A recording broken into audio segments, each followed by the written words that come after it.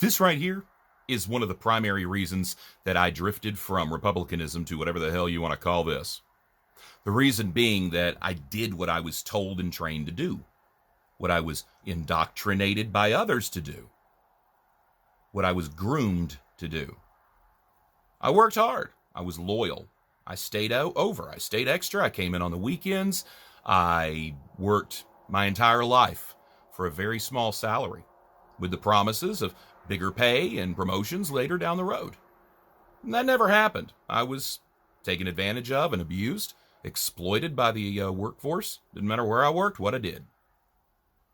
And then I decided I would do the thing, that I was trained and indoctrinated and groomed to do.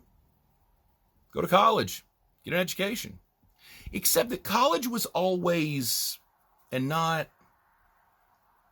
the only way college ever paid off, because this put me in debt from the very beginning. College couldn't pay off. There was no way.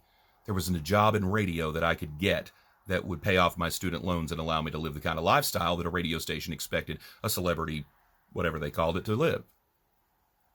I started to see the lies in that, and not only the financial aspect. When I did get out, and at least I had, when I had all these monthly payments and student loans, at least I had this. At least I could hold my own in a conversation. Except when I got out of college and I started trying to have conversations with these people, they told me I was wrong, even though I read the books and did the work and wrote the papers.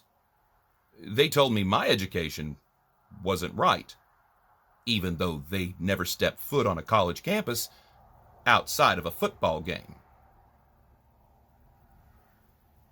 Fascism, I wasn't really aware of back then outside of European fascism. I'll even say I wasn't aware that American fascism was a thing in the 20th century back then, because my coaches taught high school civics and history too. Except I didn't play sports, so I didn't get the preferential treatment.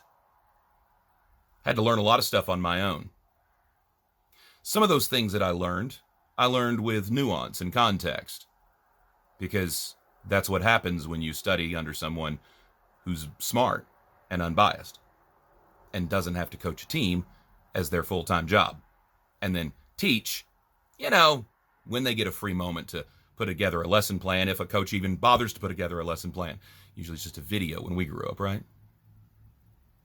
The demonization of education is very much a fascist trait. Very much. And I've got a video pinned on my backup, Josh Brandon VO 2.0, that explains all of that.